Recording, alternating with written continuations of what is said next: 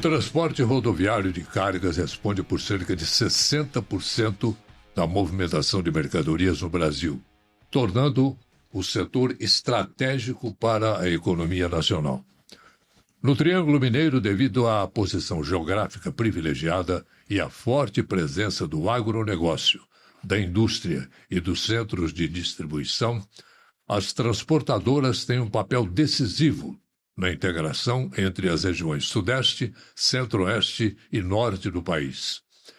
Nesse contexto, a Associação Brasileira de Apoio ao Transporte, a Liga Independente do Transporte, que assumem funções que vão além da defesa dos interesses das empresas.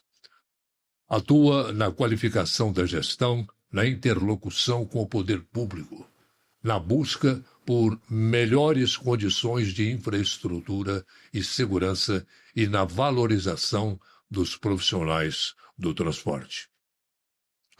Quando um caminhão cruza uma rodovia, muita gente vê apenas aquele veículo transportando mercadorias, mas ali também estão o trabalho de milhares de profissionais, a responsabilidade de abastecer cidades inteiras e a confiança de empresas e consumidores. Hoje nós vamos conversar sobre a liderança de um setor que literalmente mantém o Brasil em movimento. Preste muita atenção, o assunto interessa a todo mundo. Prazer muito grande receber aqui o Sebastião Camargo Dutra, que é presidente da Associação Brasileira de Apoio ao Transporte, da Liga Independente do Transporte, que é uma associação nacional, abrange o país inteiro, que congrega mais de 800 mil pessoas, 800 mil profissionais, totalizando 1,5 milhão de placas. Sei. Parabéns, Sebastião. Que beleza de Senhor. você aqui. Bom, ao nosso lado aqui o Leonardo Antônio, executivo do transporte, e à nossa frente o Glaicon Alves Dutra, que é presidente da Associação Paulista de Transportadores. Gente, é um prazer muito grande tê-los aqui em nosso Rota do Transporte, que estamos estreando hoje aqui em nosso canal. Sejam muito bem-vindos e que tenhamos todos um bom programa, com certeza. Obrigado. Obrigado, Orei. Sebastião, começando por você, que é o pai da criança. Como que trabalham, como é que você desenvolve, como que essas associações, a Associação Brasileira de Apoio ao Transporte e a Liga Independente do Transporte, como que essas duas associações trabalham em favor do transporte no país? Primeiramente, bom dia. Eu queria agradecer a oportunidade, Orley, Léo, Claico, meu filho, que está aqui. Pela oportunidade, a gente está aqui mais uma vez representando essa classe aí, né, que é tão sofrida, né, Orley? E eu já venho há mais de 30 anos lutando, tentando melhorias, tentando buscar o bem-estar do caminhoneiro. E não é fácil. A vida do caminhoneiro realmente é uma vida difícil. A gente tem tentado aí, no decorrer dos anos, aí, buscar uma condição melhor, uma qualificação melhor, mas infelizmente, por questões muitas vezes políticas, né?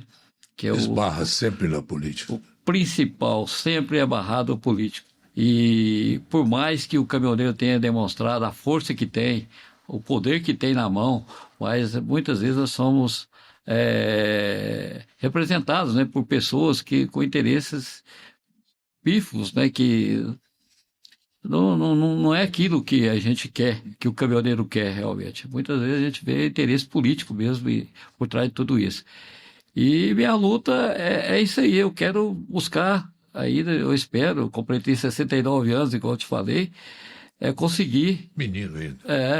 Eu tentar levar essa classe aí a conseguir. Tem avançado muito, eu fiz parte de uma equipe do Tarcísio, junto do Ministério da Infraestrutura do governo Bolsonaro, Tarcísio de Freitas, isso. E com ele eu aprendi muito, que é um cara muito dinâmico, e através da deputada Gleice Elias, que é uma aliada minha que nós apoiamos ela patrocínio. De patrocínio. Ela sempre apoiou a gente, desde que ela era vereadora em patrocínio, ela nos apoia nas nossas reivindicações de Brasília. Então ela nunca nos deixou, e através dela eu fui crescendo o meu relacionamento politicamente dentro do Brasil. Na época o Marcos Pereira era presidente, era o ministro dos transportes, né? Era do mesmo partido que ela, o PRB. Então, a partir dali, eu fui afunilando meus laços lá dentro de Brasília, e a gente conseguiu ter uma infiltração muito grande. Só que essa guerra política nos bastidores, olha, atrapalha muito, porque não deixa a classe ser independente. E minha luta não é nem politicamente, viu? A minha luta é pela classe mesmo, porque os caminhoneiros têm condição de ter a sua política própria, sem depender de governo, sem depender de nada. Então a gente tem condição de tocar isso aí. Se a gente se organizasse de uma forma bem real mesmo e séria, e com muita união, a gente conseguiria. Nós temos o Léo, que representa aqui o Sertrim, tá na Sertrim. Nós temos aí vários sindicatos, nós temos sindicatos espalhados pelo Brasil que defendem a classe, e é muito importante. Mas se a gente não unificarmos isso e esquecer a política de lado e procurar buscar esses benefícios. Eu tentei esse ano, através de relacionamento com a esquerda, com a direita, com meios políticos, mas sem me envolver, porque o que eu quero é o bem da nossa classe. Como é que é a representação do transporte de cargas no Congresso? As bancadas? Eles são muito respeitados. Eu tive acesso, inclusive o senador Stevenson, que foi o subrelator ontem da medida provisória que foi votada ontem e aprovada, né? Eu queria que o senhor falasse mais sobre essa medida provisória. Essa medida provisória foi para regulamentar algumas questões para beneficiar os nossos transportadores. Mas essa representatividade, a bancada ali dentro de Brasília, eles respeitam muito o caminhoneiro. Isso aí eu não tenho a menor dúvida. Mas por que eles respeitam? Porque sabem que o caminhoneiro é o pulmão do Brasil, é o coração, e ele que carrega o Brasil nas costas.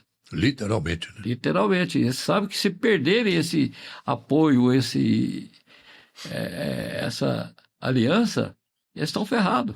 Porque se o caminhoneiro quiser, para o Brasil, igual já teve 2 dias de paralisações, antes de ontem, que já começou a dar reflexo. A pressão foi tanta que eles voltaram a essa medida provisória correndo. Tiver que voltar correndo ontem. De qualquer forma, eu até soltei um vídeo ontem comunicando, eles fizeram a coisa nas coxas ali, porque costuraram, a senadora Tereza Cristina, ela cita lá que eles costuraram um acordo com o governo para poder aprovar a lei, a medida provisória. Então, quer dizer, o nosso presidente pode vetar. Jogaram o jabuti lá no meio da coisa. Jogaram o jabuti. A expressão que eles usam muito em Brasília é isso, é o jabuti. Bem então, isso, né? eles colocaram isso, e o nosso presidente, o Lula, ele pode vetar 5 itens daqueles ali posteriormente. Ficou bem claro, posteriormente. Então, quer dizer, vai ser vetado. Ele deixa só o que interessa para o governo. Exatamente. E a nossa classe está iludida aí, achando que resolveu o problema. Deus queira que isso aí seja um avanço, que a gente posteriormente poderemos usar isso aí para reivindicar o que realmente a gente precisa, né? Leonardo Antônio, você que trabalha já há muito tempo nessa área como executivo do transporte de cargas, como é que fica o ANTT, a CNT nessa história, todo esse imbróglio todo do transporte, das dificuldades do transporte de carga hoje? Orley, nós percebemos que as instituições, essas autarquias, elas estão trabalhando de maneira objetiva em organizar o setor, né, regulamentar de fato que é o papel delas, mas eu percebo que até no trabalho que o Sebastião faz, o Glaicon faz nas associações, nós percebemos que precisa ter um envolvimento mais próximo da categoria. Porque o que nós percebemos? Que a regulamentação, a gestão vai acontecer, vai ocorrer, só que eu tenho que preparar a grande massa de associações, de caminhoneiros, de profissionais que atuam no setor, para poder atender essa demanda de regulamentatória dessas áreas. Por quê? Porque é muito documento, é muita informatização, é muita regra, que às vezes o caminhoneiro está lá na ponta, talvez ele não tenha todo o suporte para poder resolver as questões de forma rápida. Por isso é que eu vejo a importância das associações em dar esse suporte para o caminhoneiro, porque realmente o papel das agências, da NTT, é realmente ajudar a organizar o mercado, que ele é muito amplo, é o pulmão do Brasil, né? O transporte E é movimento do muito Brasil. político lá também. Muito político, porém, sem as associações, o transportador, né, o caminhoneiro não consegue trabalhar com tranquilidade, porque são muitas regras a cumprirem e as associações existem para dar esse suporte. Clayton, você pertence à Associação Paulista dos Transportadores. Em todos os estados existe uma associação desse modelo.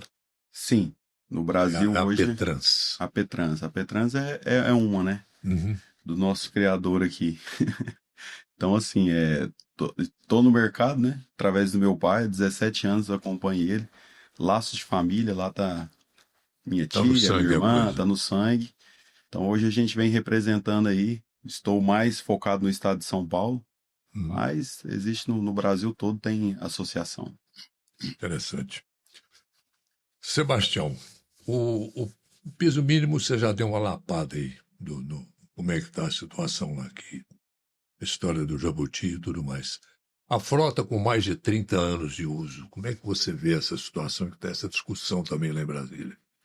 Isso aí, Orly, é uma questão muito polêmica que a gente vem debatendo. Em 2022, quando eu fazia parte ainda de uma equipe lá na comissão do governo do Ministério dos Transportes, a gente criou a lei, a 14.440, que tratava justamente dessa troca de frota de caminhões.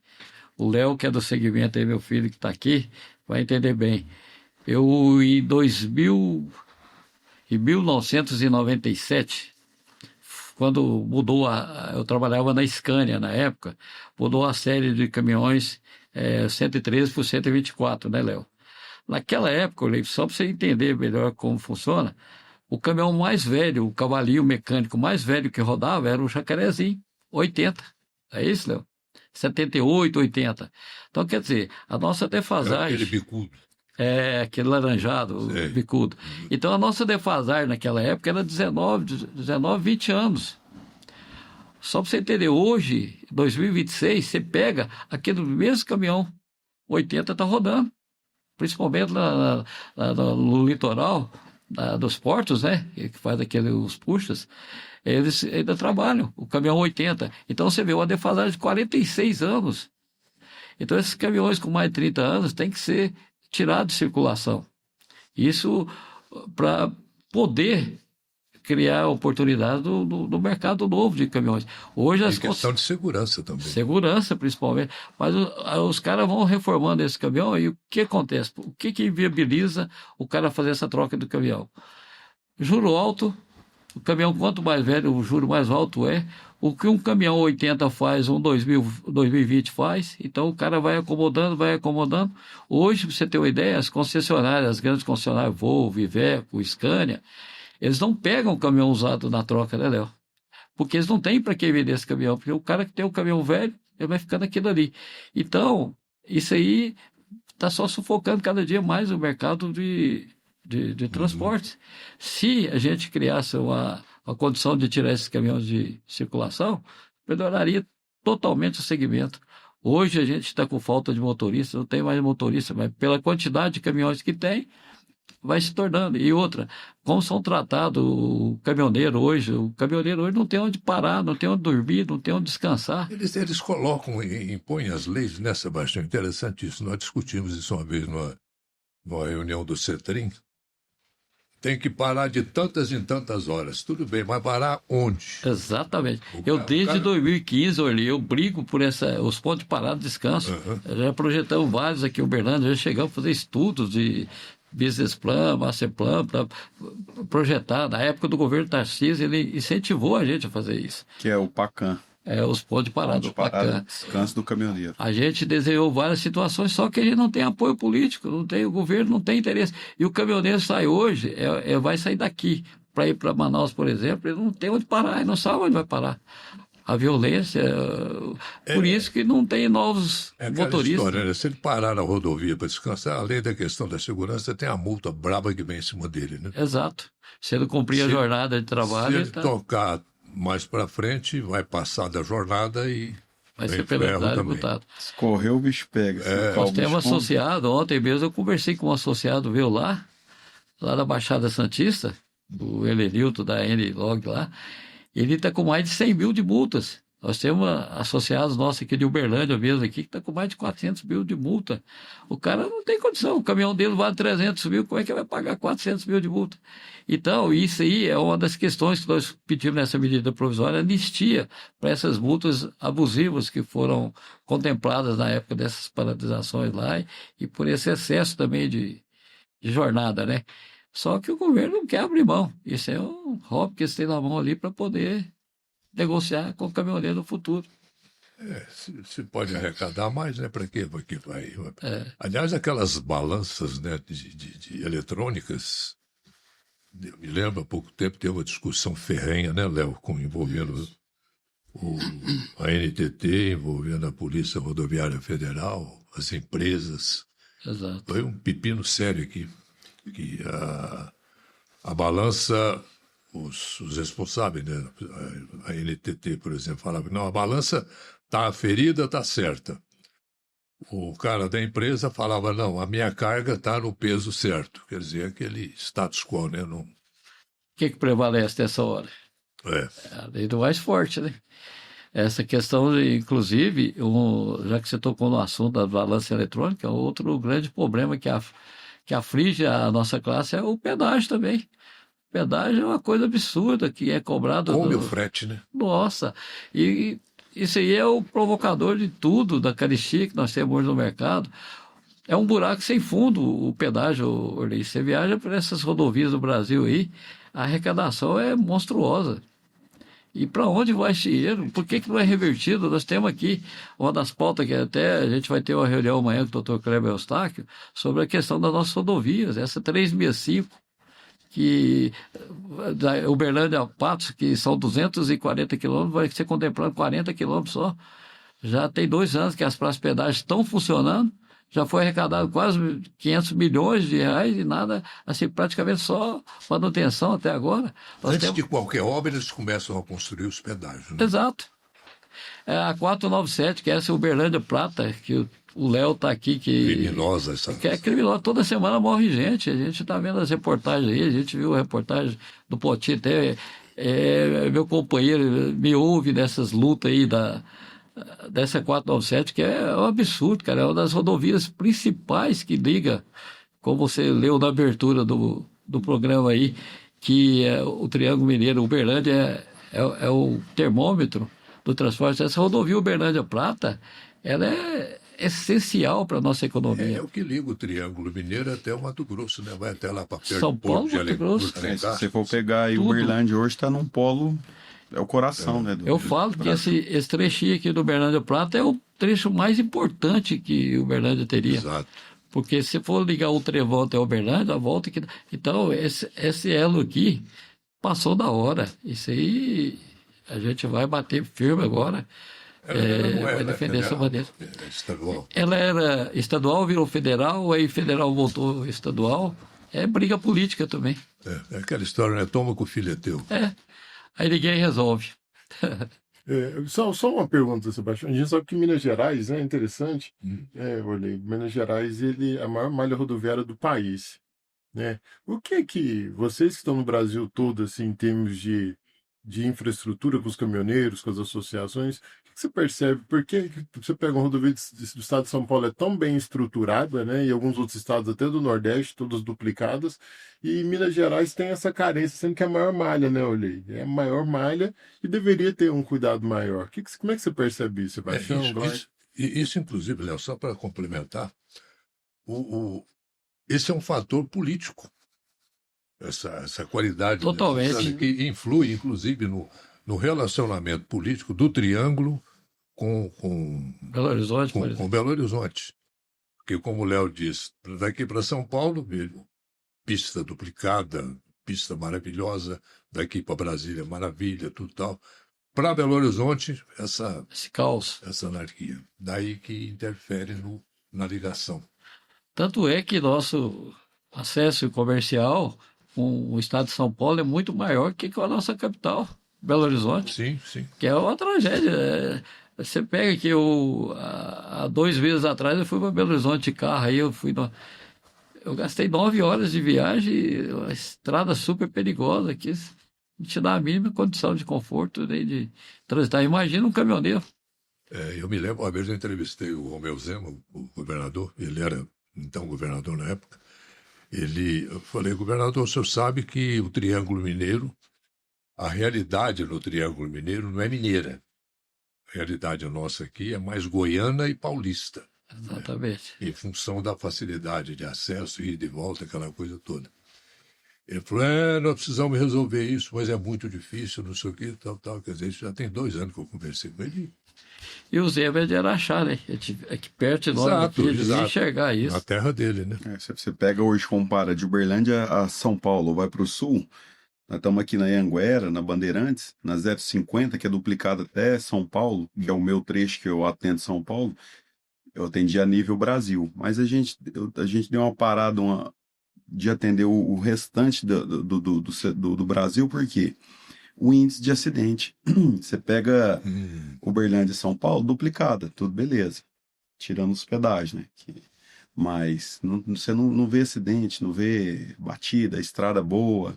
Agora você vai para Rondonópolis, para Mato Grosso, para Bahia, é tudo pista buracada, pista simples, carregado, bitrem.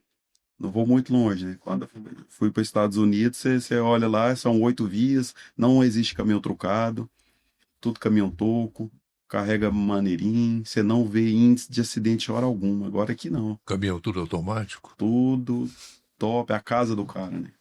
Lá não existe caminhão velho, né? Então, que bagunça a nossa malha rodoviária, é isso aí também.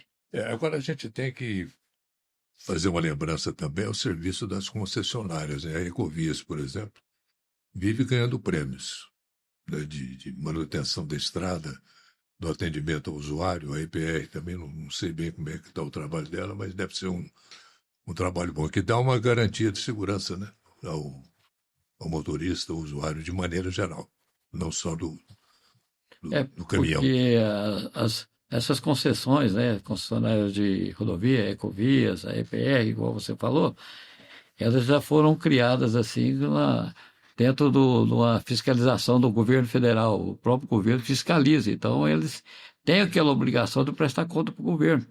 Agora, a maioria da nossa malha não tem uma Ecovia por trás, não tem uma EPR por trás, então é o que dificulta, né?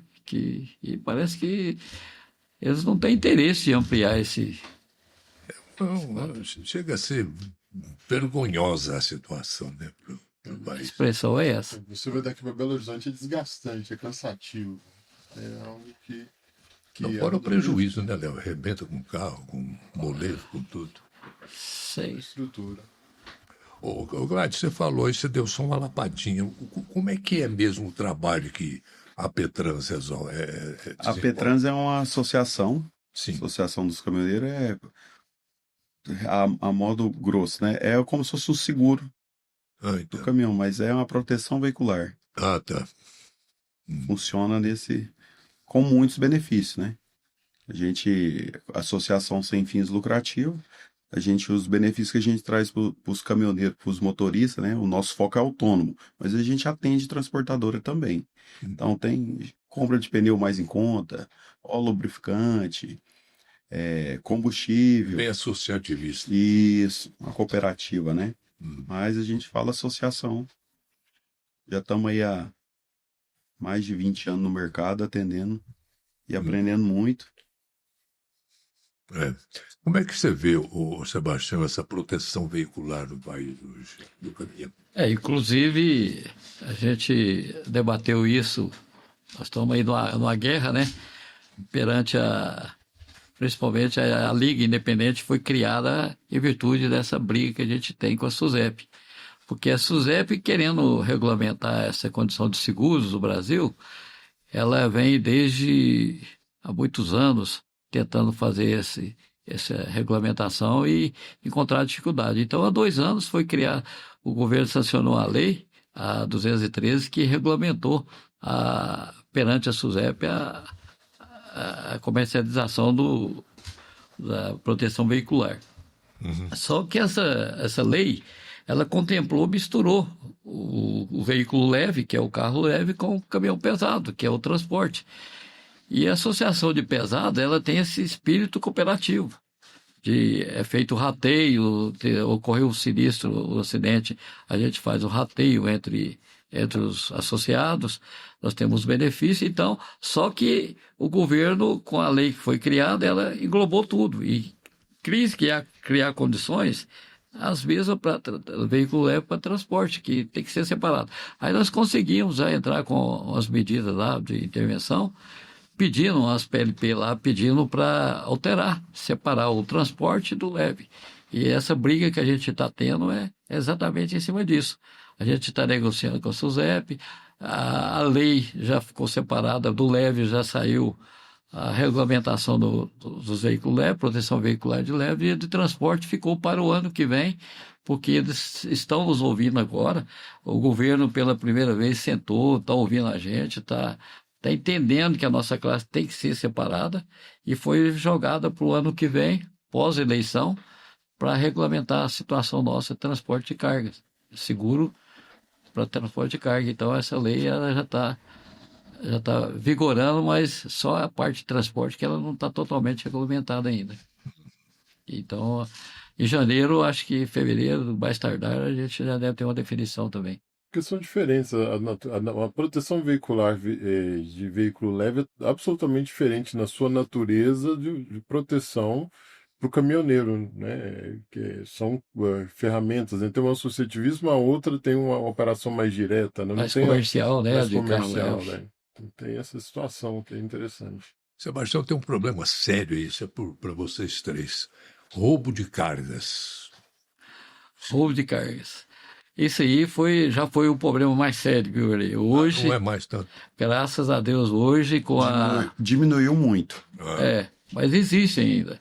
Mas o roubo de carga era principalmente com a evolução aí dessa Da tecnologia. tecnologia nossa moderna hoje. Hoje os rastreadores são fundamentais. Então, todo caminhão hoje tem 1, 2, até 3 tipos de rastreador, tem rastreador de carga, tem tudo. Então, hoje inibiu muito, mas ainda existe ainda os roubos de cargas, isso aí. Mas hoje a maioria a gente sabe que é constatado que é por falha humana, que quando o motorista está envolvido, ou o próprio dono do caminhão está envolvido, que às vezes está com situação difícil, então facilita o roubo. E 99% é quando o motorista está envolvido, porque ele facilita tudo ali, simula aquela situação de perigo ali, qualquer coisa, o caminhão leva, mas tem Nos últimos 4 roubos nossos, eu acredito nos 4 aí dentro de 2, 3 anos, os 4 últimos roubos, o motorista estava envolvido, todos. Todos eles. Infelizmente, hoje, por questões tecnológicas, é muito difícil o roubo do caminhão. Cara, Tem aquela questão dos módulos, né? Dos veículos, sim. que é parte do equipamento, mas não leva o caminhão, somente o módulo, né? hoje eles, como viram que levar algum todo, fica difícil, eles roubam módulos, acessórios. Hoje, um farol de uma Scania, por exemplo, mais novo, custa aí 10, 15 mil reais um farol. Então, tem módulo aí hoje de caminhão zero que é 60, 40, 50 então eles mil roubam reais. acessório, viu, Arley? Fica mais fácil e faz um... Nós Aí vai tivemos... ali, vende por 1.000, 2.000 reais e volta pro mercado por 50, 40. Nós tivemos um caso recente aqui num posto grande aqui da nossa região aqui de Uberlândia, que eles pararam lá 2 caminhãozinhos lá de madrugada, foram tirando acessório de vários caminhões lá. Foi, acho que mais de 20 caminhões, né, Léo? Então eles pegaram ali, então hoje pegam aqueles acessórios, pneus, né? Pneu também é uma coisa fácil de roubar hoje. Muitas vezes estão, deixa o caminhão lá só lá. É onde volta o ponto de parada de descanso, né? Porque o cara tem que parar em qualquer lugar, não sabe aonde parar, sai no horário, mas não tem hora de um pneu estoura, alguma coisa atrasa a viagem, vai ter que dormir em qualquer lugar, né? Então é onde fica propício ao roubo. E uma das brigas nossas, desde 2016, eu olhei para esse ponto de parada. Cara, é fundamental isso aí. Hoje o caminhoneiro para num posto aí, tem que pagar para tomar banho, cara.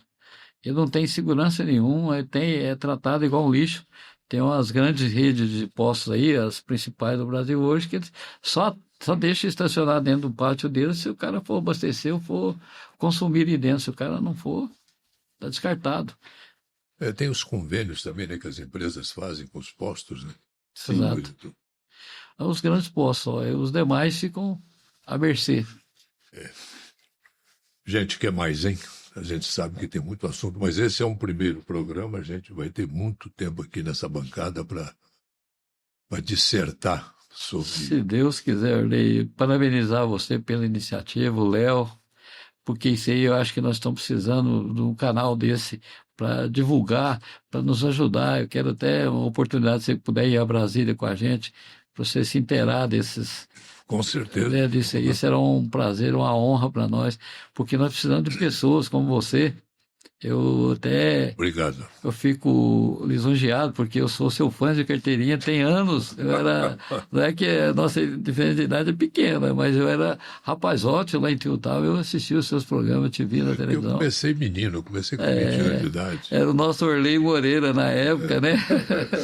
Então, e hoje é o William Bonner, você tem a mesma representatividade, não? William Bonner do Cerrado. Mas a gente vê que é uma pessoa íntegra, que sempre muito inteligente e está conhecendo agora mais de perto alguns fatores, né, do nosso segmento que... Eu adoro isso, que conhecimento sempre é bom, nunca é demais. Exatamente. Eu achava que a gente faz um atendimento de assessoria ao CETRIM, então a gente conhece alguma coisa, né? Agora, com essa participação sua, do Clayton, do Léo, nessa nova fase, a mentalidade, a mente da gente abre mais. Vai expandindo, né? É muito bom isso. Lê, eu queria te agradecer muito também. Assim, eu sou novo, mas ao mesmo tempo velho, né, no ramo. E eu participo de muito podcast em São Paulo. E hoje em dia não tem propaganda melhor. Então eu faço muito, divulgo muito o meu trabalho através de podcast. E aqui em Uberlândia, hoje aqui em Uberlândia, né, pelo tanto polo, né, que veio para cá, não tem um podcast, eu só queria te parabenizar. Obrigado. Que você continue assim e precisando da gente, estamos sempre aí de mão dadas, né? Tá. E eu agradeço muito ao Léo, que o Léo é que acendeu essa luz também. Pegar essa fala do Glaico, a importância, né? O Uberlândia é um polo, né? Mas mais que participar de um podcast, participar de uma referência, né? De um programa igual você é para nós aqui do Triângulo Mineiro na comunicação, e que realmente fez um filtro, está fazendo um processo para trazer um tema do transporte de maneira qualitativa, para que realmente seja um ponto de informação, porque o nosso setor de transporte é muito carente de informação, né? Exato. Então, onde que a gente viria aqui em Uberlândia, um local que a gente poderia falar sobre proteção veicular, sobre associações de caminhoneiros, de uma forma séria, uma forma organizada. Profissional, né? Profissional, né? Então, Orley, parabéns pela iniciativa, obrigado. É fundamental nós termos certeza das pessoas que estão envolvidas nos processos aqui, principalmente do transporte. A obrigação da gente também é transmitir informações verdadeiras e que atendam aos anseios também da comunidade nessa área de transporte, né? Que conforme a gente já disse e repetiu aqui algumas vezes, que é o que transporta, é o que leva o Brasil para frente, né? Exato. E tem uma coisa a mais, eu olhei que esse país nosso tão difícil, né? Nós vivemos na época, eu e você principalmente, que a gente amava esse país, a gente idolatrava, né? Nossa bandeira, A gente sabia o hino nacional, o hino bandeira. Exato. Fora, né? A valorização ao ser humano, né? Que hoje está tão difícil. Então, eu acho que a classe caminhoneira ainda me lembra muito isso aí, porque é uma classe muito humilde, é uma classe que precisa, igual o Léo falou, de muito apoio, muita ajuda, porque é uma classe que é muito sofrida, cara. E nós só temos que te agradecer mesmo por estar dando voz para a gente, né? A gente vai encontrar aqui mais vezes, se Deus quiser, porque o programa de hoje foi genérico, né? Foi um geralzão. Primeiro de muitos. A gente vai pautar assuntos mais focados, né, Léo? Isso. Para dissecar bem, como eu já disse, essa questão do transporte, que é tão importante. Exato. Tá. Muito obrigado, Sebastião. Clayton, Léo, Obrigado. foi um prazer muito grande. E para você que nos acompanhou, o nosso muito obrigado pelo seu carinho, pela sua atenção. E a gente volta semana que vem. Um abraço.